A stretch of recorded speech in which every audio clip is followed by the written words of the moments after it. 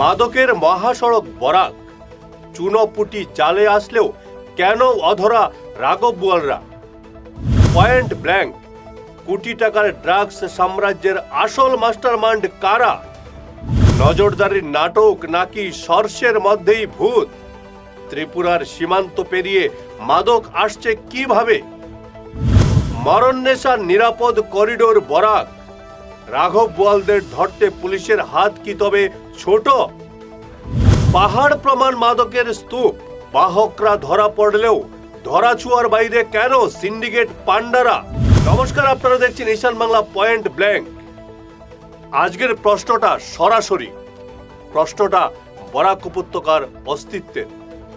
আমাদের এই শান্ত সংস্কৃতিবান উপত্যকা কি এখন আন্তর্জাতিক মাদক পাচারকারীদের নিরাপদ স্বর্গরাজ্যে পরিণত হয়েছে? প্রায় প্রতিদিন শোনা যাচ্ছে কোটি কোটি টাকার ড্রাগস উদ্ধার, লক্ষ টাকার হেরোইন বাজেয়াপ্ত। কিন্তু পয়েন্ট ব্ল্যাঙ্কে আজ আমাদের প্রশ্ন হলো, যারা ধরা পড়ছে তারা কারা? তারা কি কেবলই ভাড়ার খাঁটা কিছু কেরিয়ার বা চুনোপুটি নয়? আসল রাঘব বোয়ালরা কোথায়? কেন তাদের ছুঁতে পারছে না পুলিশ? পুলিশ দাবি করছে তারা মাদকের বিরুদ্ধে যুদ্ধ ঘোষণা করেছে, ভালো কথা, কিন্তু এই যুদ্ধে প্রতিবার হারছে কারা? কেবল সেই সব সাধারণ মানুষ যারা কয়েক হাজার টাকার লোভে কেরিয়ারের কাজ করছে। কিন্তু এই যে কোটি কোটি টাকার বিনিয়োগ, এই যে ড্রাগসের বিশাল সাম্রাজ্য, এর ক্যাশিয়ার কারা? এর ক্যাশিয়ার কারা? এর ইনভেস্টর কারা? শীতাতপ নিয়ন্ত্রিত ঘরে বসে যারা এই নীল নকশা তৈরি করছে, সেই মাস্টার মাইন্ডের কলার ধরার ক্ষমতা কি প্রশাসনের নেই, নাকি সর্ষের মধ্যেই ভূত? একটু লক্ষ্য করুন আপনারা, ত্রিপুরা থেকে নেশার সামগ্রী আসছে, কয়েকশো কিলোমিটার পথ পার হচ্ছে, আর ধরা পড়ছে চুরাইবাড়ি গেটে এসে। প্রশ্ন হলো, ত্রিপুরা পুলিশের নাকের ডগা দিয়ে এই মাদক বোঝাই গাড়িগুলো বেরোচ্ছে কিভাবে?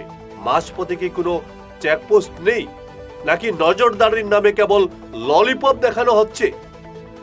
ত্রিপুরা পুলিশের এই ব্যর্থতা আজ বরাক উপত্যকার জন্য অভিশাপ হয়ে দাঁড়িয়েছে।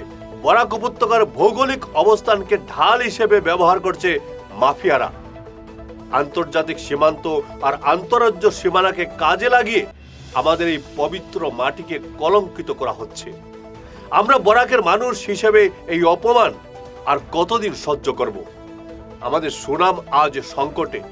পাচারকারীরা বরাককে কেবল একটা রুট হিসেবে দেখছে, আর এই সুযোগে একদল অদৃশ্য শক্তি পকেট গরম করছে। আজ পয়েন্ট ব্ল্যাঙ্কে দাঁড়িয়ে প্রশাসনের কাছে আমাদের দাবি, বন্ধ করুন এই লুকোচুরি খেলা। কেবল ড্রাগসের প্যাকেট উদ্ধার করে বাহকদের জেলে ভরা কোনো সমাধান নয়।